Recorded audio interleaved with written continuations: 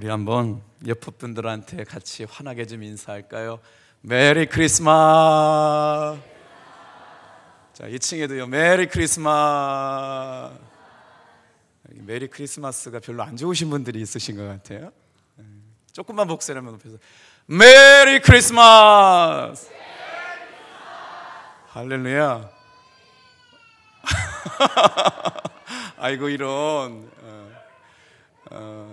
미안해. 이든이가 오늘 100일이 돌이에요. 그래서 오늘 떡하고 다과도 냈는데요, 자기가 예배 참석했다고 확인해 주시네요. 고맙습니다. 아기를 울려가지고 예배 시간부터.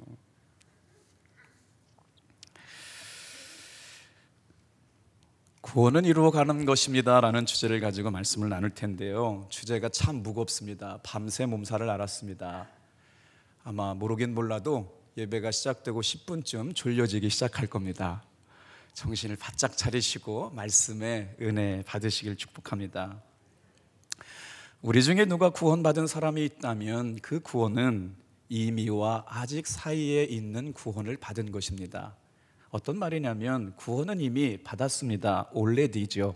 아직 이루어지지 않았습니다. not yet입니다. 그래서 무슨 말일까요? 이미 구원받았으나 아직 천국에 들어가지 못했기에 우리의 구원은 받은 것은 분명하지만 아직 이루어지지 않았다는 겁니다. 구원을 약속으로 받았지만 현실은 아직 구원에 이르지 못했다는 것이죠. 그래서 구원은 이루어가는 겁니다. 이 말씀은 아직 구원받지 못한 사람에게는 희망의 말씀이고 기회의 말씀이고 위로의 말씀입니다. 그러나 구원받은 사람에게는 구원에서 넘어질 수도 있고 탈락할 수도 있으니 조심하고 경고가 되는 말씀이겠죠.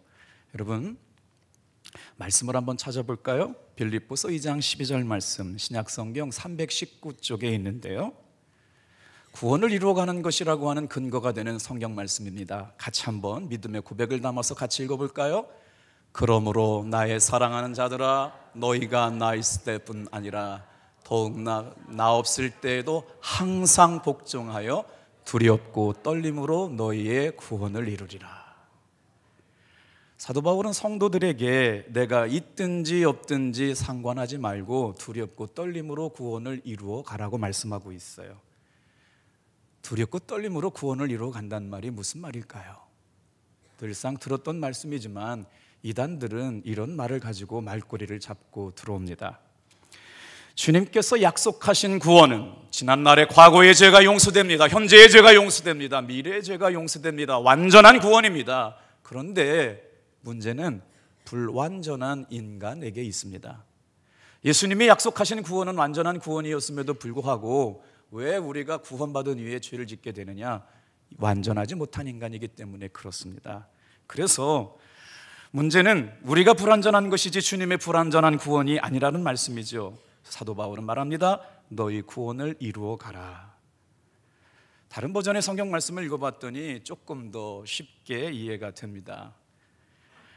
Work out your own salvation with fear and trembling, 이렇게 써 있는데요, 되도 않는 발음으로 읽어드리는 걸 용서하세요. 네, 영어 잘하시는 분 앞에서 기분이 나쁘셨을 것 같은데 한 번만 본문 띄워주세요. 제가 해석해 볼게요. 두려움이 있습니다. 무엇이 있대요? 트렘블링이 있답니다. 흔들리며 간답니다. 믿음 생활 가운데 확고하게 붙잡고 살아갈 것 같은데 말이죠, 내버려두면 두려움이 찾아옵니다. 믿음에 견고하게 서 있을 것 같은데 흔들리며 가는 게 믿음이랍니다. 그래서 붙잡아야 되는데 저기에 밑줄 치어진 워크아웃이라고 하는 것은 견고하게 붙잡으라는 말입니다. 끝까지 포기하지 말고 흔들림 없는 가운데 붙잡으란 말입니다. 그 일을 완수하여 끝마치라고 하는 말씀인데 헬라어로는 저렇게 써 있네요. 카테르 카추다이라고 말해요. 우리의 믿음은 그래서 구원의 여정과 닮아 있습니다. 어떻게요? 두렵고 떨리는 마음으로 끝까지 붙잡고 가는 겁니다. 하나님을 등진 인간은 구제불능의 죄인의 상태에 머물러 있습니다. 예수님께서 오심으로 말미암아 우리에게 구원의 길을 열어주셨습니다. 그래서 오늘 본문의 말씀 15절 말씀을 함께 읽어볼까요? 시작.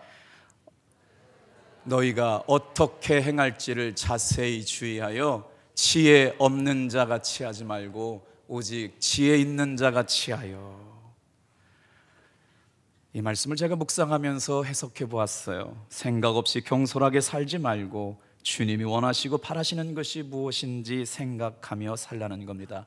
여러분, 예배는 보는 게 아닙니다.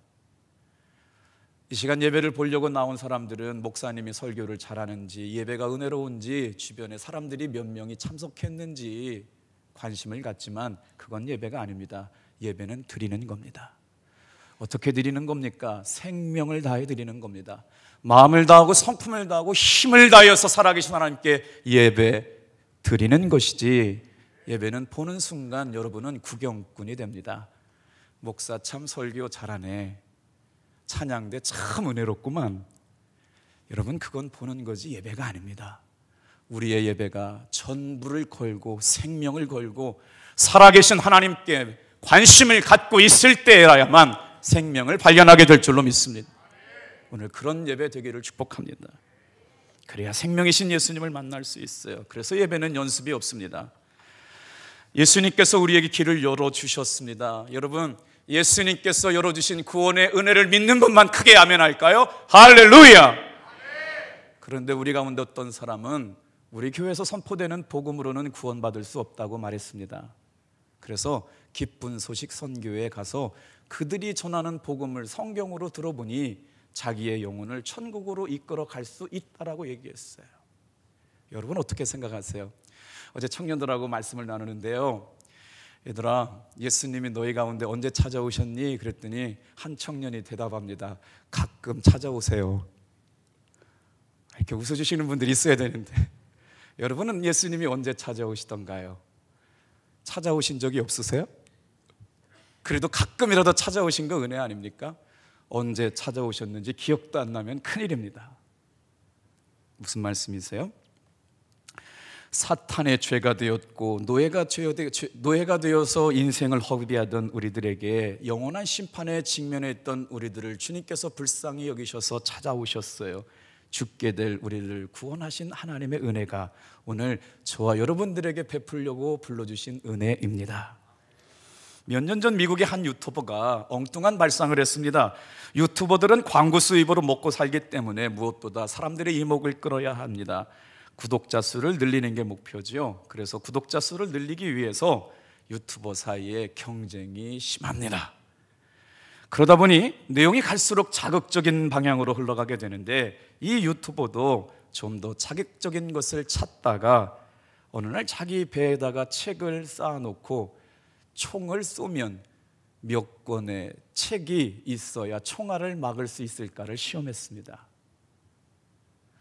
아내에게 부탁을 합니다. 여보, 내 배에다가 책을 놓을 테니 과연 총을 쏴서 몇 권의 책을 뚫고 나아가는지를 시험해봐서 그걸 동영상으로 촬영하면 많은 사람들이 유튜버로 찾아오게 될 거야. 아마 총기 소지가 가능한 미국에서 있을 법한 일이죠. 그래서 아내가 총을 쐈습니다. 어떻게 됐을까요? 남편이 죽었습니다. 여러분, 생명을 가지고는 장난칠 수 없는 겁니다. 결국 그 아내는 살인자가 돼서 구속이 되어졌지요. 저는 예배가 생명이라고 생각합니다. 오늘 이 시간 어떤 분이 여기 와 있는지 모르겠지만 그 설교 들어봐야 별거 없네라고 돌아갈까 봐 저는 밤새 조마렸습니다. 그래서 간절합니다. 이 예배는 영혼을 담보하고 있기에 저도 전심이지만 여러분도 전심이기를 주님의 이름으로 축복합니다. 예배는 연습이 없습니다. 전쟁터 나아가서 전쟁의 실패는 곧 사망입니다. 여러분, 연습으로 수술하는 의사는 없습니다. 장난 삼아 수술하는 의사는 없습니다. 저도 마찬가지입니다. 저는 이 시간에 퇴로가 없습니다. 복음이 저와 여러분의 생명을 살리고 영혼을 구원할 수 있다고 믿습니다. 그런데 다른 복음이 있다니요?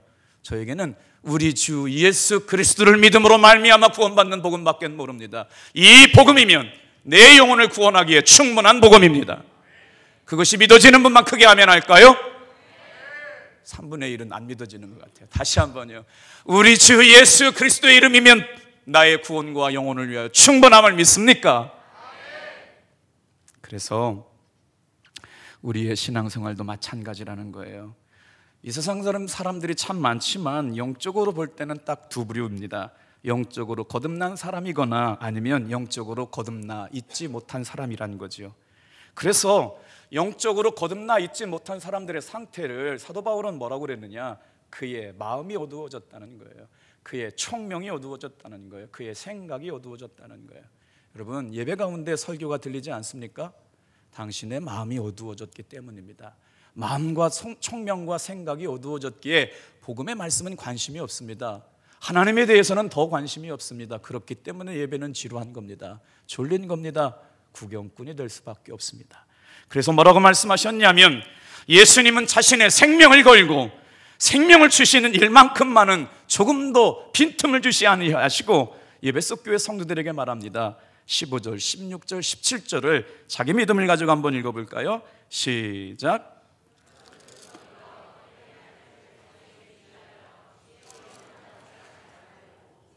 지혜 있는 자가 지하여 세월을 아끼라. 때가 악하니라. 그러므로 어리석은 자가 되지 말고 오직 주의 뜻이 무엇인가 이해하라. 여기서 한 가지 주제를 여러분에게 설명해 드려야 할 것 같아요. 이단들이 끈질기게 붙잡고 늘어놓는 주제입니다. 한 번 구원은 영원한 구원인데 뭐라고 말하냐면, 과거의 죄로부터 나는 사함받았습니다. 현재의 죄도 용서함받았습니다. 미래에 짓게 될 죄도 예수님을 믿음으로 말미암아 나는 구원받았습니다. 이것을 믿습니까? 잘 따라오셔야 돼요. 그 잘못 따라오시면 그 순간에 신천지가 되실 수도 있어요. 자, 지금 이렇게 얘기하는 게 말이에요. 여러분 믿으면 아멘 해보세요. 예수님의 구원하심은 과거의 죄를 용서하셨습니다. 현재의 죄를 용서하셨습니다. 미래의 죄를 용서하였습니다. 아멘. 그럼 당신은 지금부터 회개할 필요가 없습니다. 아멘인가요? 아멘이 노멘이에요? 헷갈리기 시작하죠? 그리고 나서 만약에 당신이 지금 회개할 필요를 느낀다면 당신은 구원 잘못 받았습니다.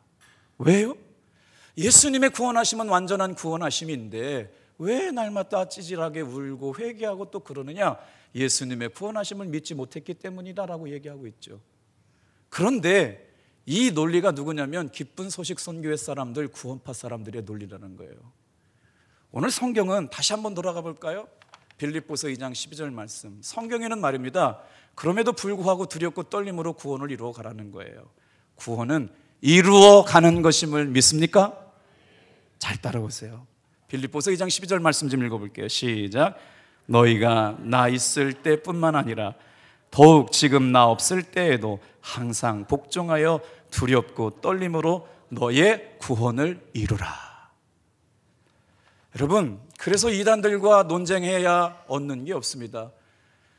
저희 교회에 기쁜 소식 선교회 사람이 새벽 기도를 3번 참석했고요. 저한테 이렇게 얘기했습니다. 목사님, 저의 신앙이 흔들리고 있으니 목사님께서 영적으로 잘 지도해 주시면 탑동교회를 다니겠습니다. 저랑 교제하고 있는 누구 집사가 이 교회에 있는데 잘 설명하면 저도 이 교회에 나오겠습니다. 제가 정성을 다해서 새벽 기도 끝나고 3주에 걸쳐서 1시간 반 동안 만나서 최선을 다해서 설명했더니 그분이 가시면서 저한테 비수를 꽂고 갑니다. 들어봤더니 별거 없네. 괜히 시간 낭비했구만. 여러분, 그분은 의도적으로 저에게 속이고 거짓말을 하고 접근했습니다. 여러분, 이것이 어떻게 된 걸까요? 우리 교우 중에 한 분이 1년 반부터 기쁜 소식 선교회 사람들과 교제를 했고 그분의 말씀을 듣다 보니 탑동교회에서 전해지는 복음의 말씀 가지고는 자기의 영혼이 구원받았다고 확증할 수 없기 때문에 그곳으로 가는데 자기 혼자만 가는 게 아니라 아내와 자식들도 데려가겠다고 말합니다. 그래서 제 설교를 들어봤냐고 그랬더니 들어보지 않았답니다. 여러분, 구원의 문제는 영혼에 관한 문제고 생명에 관한 문제입니다. 허투루 다룰 수가 없습니다. 빈틈으로 여길 수가 없습니다. 잘못하면 가족이 깨어집니다. 여러분의 영혼이 흔들릴 수밖에 없습니다. 그래서 오늘 저는 이 말씀이 간절합니다. 어제 성탄절 날 세례받는 사람들에게 장로님들과 함께 세례문답이 있었거든요. 우리 중고등부 학생들과 함께 세례문답을 참석하면서 참 마음이 먹먹하고 기쁘기 그지없었습니다. 성탄절 이브 때 처음 나왔던 믿음의 자매들이 세례를 받는데 구원의 간증을 읽어보니까 놀랍기 그지없습니다. 여러분, 성탄절 때 세례 간증하는 분들의 이야기를 듣고 열심으로 한번 축하해 주시기를 바랍니다. 12월 24일 저녁에 저분들이 성탄 전야 때 부모님들과 함께하는 예배를 드리러 나왔다가 예수 믿고 싶어서 예수 믿게 되었는데 1년이 지나고 나서 세례받게 되었습니다. 제가 3월부터 12월까지 정보고 앞에서 복음을 전했거든요. 1000명의 아이들, 1500명 아이들 아침에 1시간 반 동안 만나는데 우리 이호선 목사님과 김희삭 전사님, 우리 부장 선생님들, 학생 교사들과 같이 나가는데요, 1년을 만나도 사람들이 참 관심 없이 지나갑니다. 또요, 언제나 복음의 현장 가운데 만나는 거지만 하나님은 너를 사랑하신단다, 힘내라, 예수님이 너에게 특별히 계획을 갖고 계셔 그랬더니 어떤 아이가, 키 큰 애가 쌍욕을 하고 가는 거예요. 재수 없다고. 에이 10원짜리야. 근데 놀라운 건요, 제가 그날 첫 번째 들었을 때는 주님 감사합니다. 근데 어제도 또 에이 10원짜리 샹 그러고 가는데, 그래서 이 속 좁은 목사가 한마디 했습니다. 욕은 하지 마라. 전도하는 목사도 상처받습니다.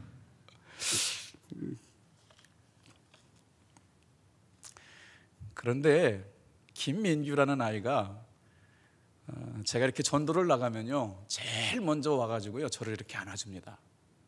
이호선 목사님을 안아주고요, 우리 김희삭 전사님을 안아줍니다. 그 아이가 어제 세례를 받는 교육을 마치면서 뭐라고 했냐면, 어떻게 예수 믿게 됐니? 자기 아버지는 불교에 다니고요, 엄마는 천주교인이에요. 그래서 어떻게 교회를 나오게 됐니? 그랬더니 자기네는 종교에 자유가 있대요. 근데 이 아이가 하는 말이 너무 감격스럽습니다. 개인적인 이야기이기 때문에 정확하게는 말씀을 못 드리겠지만, 학교 입학할 때 이걸 어떻게 얘기를 해야 되나, 유튜브로 다 중계되면 뒤에서 아주 멀리 1등에서 뒤에서 한참 뒤에 있는 성적으로 입학을 했는데, 제가 전도할 때마다 그랬어요. 너 열심히 공부해라 민규야. 그러면 우리 장로님이 여기 신협은행에 취직시켜준다고 그랬다. 할렐루야. 여러분, 저는요, 장로님이 말씀해 주셨기 때문에 그냥 믿고 순종했을 뿐인데요, 얘는 그 말씀이 복음으로 받아들였어요. 놀라운 역사가 일어났습니다. 그리고 나서 만날 때마다, 목사님 이번에 100등이 올랐습니다. 목사님 저 1등하면 현수막 걸어주세요. 여러분, 근데요, 이 아이가 진짜요, 만큼 있었다가 올라갔는데 이번에 10몇 등을 했다는 거예요. 장로님들도 감동스럽게 받았고 저도 감동스럽게 받고, 세례 문답하다가 장로님이 약속했습니다. 너 졸업만 하면 내가 신협은행에 취직시켜 줄 거다. 학생들 여러분 잘 들으세요. 탑동교회가 여러분을 기다리고 있습니다. 탑동교회만 우수한 성적으로 졸업하면 직장의 문제도 해결됩니다. 그 아이의 고백으로 장로님들도 감동받고 저도 감동받았습니다. 얼마나 예의가 바른지요. 사랑하는 성도 여러분, 너희가 어떻게 행하여야 할지 자세히 주의하여 지혜 없는 자같이 하지 말고 지혜 있는 자같이 하여 세월을 아끼라. 때가 악하니라. 오직 주의 뜻을 따라 주의 뜻이 무엇인지 이해하라. 여기서부터 여러분, 왜 구원은 이루어 가느냐라고 하는 말씀을 세 가지를 드릴 텐데, 세 가지 단어에 집중해 주시길 바랍니다. 기쁜 소식 선교회나 구원받은 구원파 사람들은 한 번 구원은 영원한 구원이기 때문에 회개하는 건 예수님이 이루신 구원의 역사를 부인하는 것이라고 설명하거든요. 그래서 거기에 자꾸 딸려 들어가면 여러분 혼란스러워요. 그래서 제가 지금 말씀을 드리는 이유는, 다 같이 한번 따라합시다. 구원은 두렵고 떨림으로 이루어가는 겁니다. 그 논리를 세 가지 관점에서 설명을 드릴 텐데, 첫 번째입니다. 데살로니가 후서 2장 3절 말씀을 함께 읽어볼까요? 데살로니가 후서 2장 3절 말씀 같이 읽어볼게요. 시작. 누가 어떻게 하여도 너희가 미혹되지 말라. 먼저 배교하는 일이 있고 저 불법의 사람 곧 멸망의 아들이 나타나기 전에는 그날이 이르기. 아멘. 무슨 말씀이세요? 왜 두렵고 떨림으로 구원을 이루어가라고 말씀하시냐면, 우리는 예수님의 구원하심은 완벽한 구원입니다. 부족함이 없는 구원입니다. 그런데 부족한 인간이기에 구원받은 이후에 죄를 지을 수 있다는 거죠. 구원파의 죄 이후의 삶은 뭐라고 묻느냐고 물어봤어요. 그랬더니 그 죄는 하나님께 대한 죄지 이미 구원받은 나는 죄를 짓는다고 내 구원이 탈락되지 않는다고 얘기했습니다. 수준 높은 성도 여러분, 이해되시고 있나요? 할렐루야. 지금 막 머리가 복잡해지죠? 아이, 왜 이렇게 어려워? 잘 들어보세요. 예수님의 구원받은 것은 완전한 구원이기 때문에 구원은 끝났습니다. 그런데 구원받은 이후에 죄의 삶은 내 곁에 남아있잖아요. 그러다 보니까 죄를 졌어요. 뭐라고요? 구원받았기에 죄가 임한 것은 나와 상관이 없다라고 얘기합니다. 그래서 우리 정통교회에서는 그렇기 때문에 죄에 대해서 민감하게 반응하고 다시는 죄의 종로 타지 않게, 구원받았음으로 말미암아 구원은 마지막이 아니고 구원은 시작입니다. 어떻게 해요? 두렵고 떨림으로 구원을 이루어가는 시작이라고 하는 것이죠. 그래서 여러분, 세 가지를 조심해야 되는데, 첫 번째가 믿음의 배교라는 거예요. 누가 어떻게 하여도 너희가 미혹되지 말라. 먼저 배교하는 일이 있고, 따라합시다. 먼저 배교하는 일이 있다. 여러분, 이 말씀을 잘 기억하셔야 합니다. 왜요? 구원받은 것이 취소될 수 있다는 것이죠. 굉장히 신학적인 얘기고 논리적인 얘기고 이론적인 얘기인데요, 제가 말씀드리는 걸 믿어도 좋습니다. 충분히 공부하고 신학적으로 완전하게 준비해서 나왔습니다. 뭐냐면, 여러분 가운데 분명히 흔들려고 하는 사람이 있습니다. 이곳에 있는 사람들도 그렇게 흔들리고도 있습니다. 한 번 구원은 영원한 구원이죠. 제가 말씀드렸잖아요. 예수님의 구원은 완전한 구원이지만 흔들리는 불완전한 인간이 문제라고요. 예수님의 구원은 완벽한 구원이었습니다. 과거와 현재와 미래의 구원도 완벽합니다. 그 구원에는 분명히 문제가 없습니다. 그러나 불완전한 인간의 문제라는 거지요. 그래서 누가 어떻게 하여도 미혹되지 말고 믿음에서 떠나서 배교하는 일에 관여하지 말라고 말씀합니다. 배교란 믿음을 저버리는 것이죠. 믿음을 가진 자가 적그리스도의 유혹을 받아 믿음을 저버리는 겁니다. 여러분, 그분이 흔들리니까 어떻게 돼요? 아내가 받은 구원은 잘못됐다고 얘기하기 시작합니다. 나는 분명히 구원받았는데 당신이 믿는 구원은 잘못 받았다고 얘기하기 시작하니까 어떻게 돼요? 아내에게 물어봤습니다. 어떻게 할 거냐고. 자기는 예수님을 믿음으로 말미암아 죄 사함 받고 회개하여 구원하여 영생을 주신 것을 믿고 오늘 밤 내가 죽어도 천국에 갈 수 있다고 분명히 고백하는데, 그렇게 믿으면 안 된다고 얘기하니 어떻게 됩니까? 아내와 남편이 구원반이 다르니까 가정이 분리될 위기에 있습니다. 그래서 일주일마다 저와 성경 공부를 하자고 말했어요. 두 번째입니다. 다 같이 한번 따라합시다. 예수 믿다가 실족할 수가 있습니다. 실족하다는 말은 넘어지다는 말인데, 이 넘어짐이 얼마나 심각한 결과를 가져왔냐면 넘어지는 순간 지옥에 넘어지는 것이라는 거예요. 예수님은 믿음을 지키기 위해서라면 범죄하는 눈을 빼버리고 구원받으라고 말합니다. 마태복음 5장 29절 좀 같이 한번 읽어볼까요? 시작. 만일 내 오른 눈이 너로 실족하게 하거든 빼어버리라. 내 백체 중 하나가 없어지고 온 몸이 지옥에 던져지지 않는 것이 유익하며. 제가 이 말씀을 묵상하면서 어떻게 해석할까 기도했습니다. 사랑하는 성도 여러분, 은혜 가운데 구원 가운데 있는 성도가 보지 말아야 할 것을 바라보기 시작합니다. 탐내지 말아야 할 것을 탐내기 시작합니다. 넘지 말아야 할 선을 넘어가기 시작하지 말라는 겁니다. 왜냐하면 믿음이 있음에도 불구하고 자꾸 보게 되니까 유혹이 되어 믿음에서 어떻게 해요? 실족하게 된다는 거예요. 여러분, 가지 말아야 할 곳에 가지 말아야 합니다. 자꾸 가지 말라고 하는 곳에 가게 되다 보면 멈추지 못하는 일이 생기기에, 믿음이 없었던 것은 아닙니다. 그러나 믿음이 있음에도 불구하고 유혹에 넘어졌기 때문에 죄를 범하여 넘어져서 지옥에 이르러 어떻게 해요? 구원에서 취소될 수 있음을 성경은 분명하게 말하고 있습니다. 세 번째, 구원에 취소될 수 있다고 두렵고 떨림으로 구원을 이루어 가야 한다고 말하고 있는 것은 믿음의 파선이 일어날 수 있기에, 여러분 교회만 다니지 말고 믿음의 파선이 일어나지 않게 되기를 축복합니다. 디모데전서 1장 19절 말씀을 좀 읽어볼까요? 시작. 믿음과 착함과 양심을 가지라. 어떤 이들은 이 양심을 버렸고 그 믿음에 관하여는 파선하였느니라. 여러분, 성경은 분명히 말하고 있어요. 믿음에서 파선된 사람에게 구원은 취소될 수가 있다.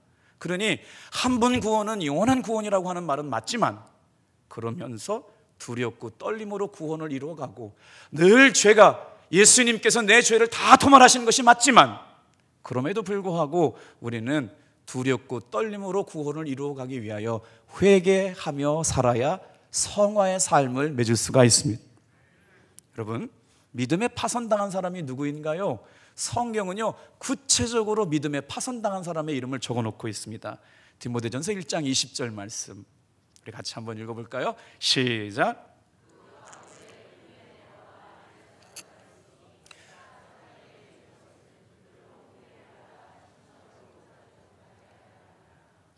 이 사람들이 말이에요, 믿음에서 파선했다는 거예요.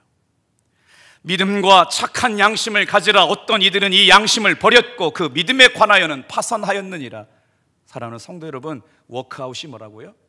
예수님께서 구원의 문을 열어놓으신 것을 주님 오실 때까지 끝까지 붙잡는 것이 여러분 믿음인 줄로 믿습니다.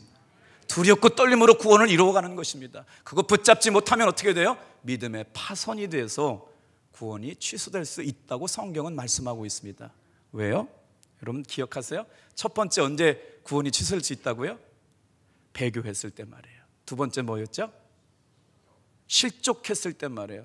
믿음이 파선되었을 때 구원이 취소될 수 있기에 우리는 배교를 하지 말아야 하고 유혹에 넘어가지 말아야 하고 실족하지 말아야 되고 믿음에서 파선되지 않도록 여러분 예배를 귀하게 여기시길 바랍니다. 오늘 그 예배가 전심일 때 우리에게 하나님은 은혜를 주십니다. 여러분 성경에 좀 보세요. 후메네오모라고 하는 사람, 알렉산더라는 사람은 믿음에 파선된 사람이라고 기록하고 있어요. 자, 이제 말씀을 마치려고 합니다. 우리가 구원받았다고 할 때 예수님을 주님으로 영접하고 우리의 삶의 사탄의 죄와 족쇄로부터 해방되어 하나님의 자녀로 해방되어 삶아 주신 것을 믿으시길 바랍니다. 그것이 어떤 고백으로 이루어지느냐? 나는 오늘 밤 죽어 하나님 앞에 간다고 해도 예수님의 보혈의 공로로 인하여 주님의 품에 안길 수 있습니다 라고 고백하는 것을 뭐라고 말하느냐? 따라해 보실래요? 구원의 확신. 여러분 예배만 드리지 말고 구원의 확신을 가지고 신앙생활하는 여러분 되길 바랍니다. 진실로 예수님을 믿는다고 하면서도 우리 청년들과 신앙생활을 하면서 물어보니까 어머니 아버지가 물려준 신앙이 있지만 20살에서 36살까지 있는 아이들이 구원의 확신이 확실하지 않습니다. 그랬더니 공통적인 대답이 이런 거예요. 아유, 제가 구원받을 만한 할 일이 없어요. 제가 무슨 주제로 구원을 받아요? 맞죠? 아이고, 열심히 교회는 다녔는데요, 구원받기에는 조금 부족한 것 같아요. 아마 이곳에 많은 분들도 그렇게 생각하실 수 있습니다만 구원론에 대해서 오해입니다. 내가 구원받기 위해서 주님께 해드릴 수 있는 건 아무것도 없어요. 예수님께서 구원을 위해 이루신 일을 믿기만 하면 됩니다. 피의 공로를 의지하여 우리는 천국에 들어갈 수 있습니다. 누가 묻거들랑 당신은 구원받았습니까? 예수님의 보혈의 공로로 나는 구원받았습니다. 담대하게 말할 수 있게 되길 바랍니다. 그런즉 어찌하리요? 우리가 법 아래 있지 아니하고 은혜 아래 있으니 죄를 지으리요? 그럴 수 없느니라. 여러분, 우리의 삶에 구원받은 이후의 삶은 어떤 삶이 되어야 되느냐? 자, 세 가지 구원의 단계를 설명해 드려 볼게요. 다 같이 한번 구원의 단계는 이렇게 설명할 수 있습니다. 죄로부터의 해방. 이 시간 예수님을 믿음으로 말미암아 구원받는다는 것은 저와 여러분의 삶에 죄가 떠나가는 것을 믿으세요? 거기서부터 구원은 시작되는 거예요. 그 다음에 구원이 어디로 이르느냐? 죄가 사함받은 사람들은 끊임없이 성령의 내주하심을 통하여 성령의 인도하심을 통하여 거룩함에 이르는 열매를 맺어갑니다. 신앙생활은 거룩함을 이루어가는 신앙생활인 줄로 믿습니다. 그랬더니 주님께서 우리를 어디로 이끌어주세요? 영원한 생명의 단계로 이끌어주셨습니다. 감리교를 창시하신 웨슬리 목사님께서는 거룩함 안에서 맛보는 평화라는 말을 자주 인용하시면서 설교 말씀을 하셨는데, 타락한 마음 가운데는 죄악을 맛보려고 하는 마음이 득세하지만, 반면 믿음 안에서 거듭난 성도의 마음 안에서는 거룩함을 맛보려고 하는 마음이 커져만 간다. 사랑하는 성도 여러분, 저와 여러분의 삶이 주님 안에서 거룩함을 맛보려고 하는 감정들, 감동들이 계속되기를 축복합니다. 자, 이제 결론으로 예화를 하나 드리고 마칠게요. 영생의 의미를 한번 설명해 드릴까 합니다. 강원도에서 목회할 때 필리핀에 30명의 교우들을 데리고 필리핀 단기 선교회를 갔는데요, 열심히 미장을 하던 집사님이 딸과 남편과 아내가 필리핀 단기 선교회를 다녀와서 4박 5일 동안 열심히 복음을 전하고 이제 집에 돌아가는 비행기를 탔습니다. 타려고 공항에 갔습니다. 근데 공항에 갔다 보니까 필리핀에 있던 것들을 한국에 가져갈 만한 물건이 없으니 몸 안에 있는 것, 가방 안에 있는 것을 다 휴지통에 버렸어요. 주섬주섬 이렇게 버리다가 다 쓰레기라고 버렸는데 뭐까지 버렸냐면 비행기 티켓까지 버렸어요. 영수증까지 버렸어요. 이제 플라이트 타임 돼가지고 비행기가 도착해서 뜰 시간이 점점 다가오는데 세상에 안 되는 영어 가지고 비행기를 티켓을 새로 굽자니 30분은 더 걸릴 것 같아요. 둘 중에 하나입니다. 그 집사님을 내버려 두고 우리만 가든지 아니면 전체 다 비행기를 타지 말아야 될지. 여러분 한번 잘 생각해 보세요. 나는 구원받았습니다. 그런데 말이에요, 두렵고 떨림으로 구원을 이루어가지 않았다면, 구원을 취소되었다면 말이에요, 어떻게 된다고요? 믿음의 파손이 됐다면요, 유혹을 받아서 배교했다면 말이에요. 자, 승무원에게 제가요 5분 전에 비행기 티켓 갖고 있었다니까요, 내가 잃어버려서 그렇지 내가 돈 주고 다 샀다고요, 아무리 얘기한다고 비행기 태워줄 것 같아요? 비행기 티켓이 없으면 비행기에 탑승할 수 없습니다. 여러분, 천국에 입성할 수 있는 사람은 죄가 없는 사람입니다. 거룩한 열매를 맺어가는 사람입니다. 내 삶에 두렵고 떨림으로 하나님의 거룩한 성화를 이루어가는 주님이 허락된 사람들이 비행기에 탑승할 수 있을 줄 믿습니다. 천국 가는 비행기 말이에요. 지난날 내가 구원받았다라고 하는 것은 보정수표가 되지 않습니다. 지금 바로 여기에서 구원은 두렵고 떨림으로 이루어 가야 할 줄로 믿습니다. 조금 전까지 분명히 비행기 티켓을 갖고 있다고 아무리 승무원에게 설명해 본들 비행기에 들여다주지 않습니다. 영수증도 없고 비행기도 표도 없어서 어떻게 해야 될까요? 여러분, 믿음을 잃어버리는 일은 너무나 쉽게 일어납니다. 믿음의 상실은 어려운 일이 아닙니다. 그래서 구원은 두렵고 떨림으로 이루어 가는 겁니다. 죄의 싹슨 사망이요, 하나님의 은사는 그리스도 예수 안에서 있는 영원한 영생인 줄 믿습니다. 저와 여러분들이 생명을 다한 예배 말입니다. 복음의 탄성이 터지는 예배 말입니다. 성탄절 때 세례받는 사람들이 구원 간증을 여러분에게 고백할 거거든요. 내가 받은 구원의 은혜가 어떤 것인지 여러분 새록새록 함께 은혜를 나누는 시간 될 줄로 믿습니다. 기도하겠습니다.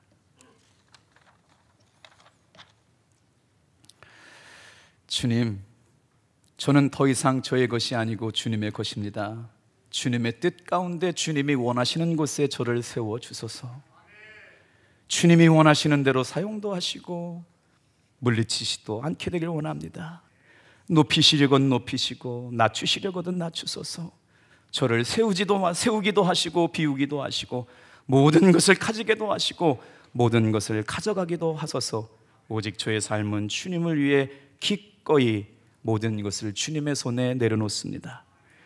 영광스럽고 복되신 성부, 성자, 성령 하나님, 저는 주님의 것이며 주님은 저의 것입니다. 온전히 홀로 영광받아 주옵소서. 예수님의 이름으로 기도합니다.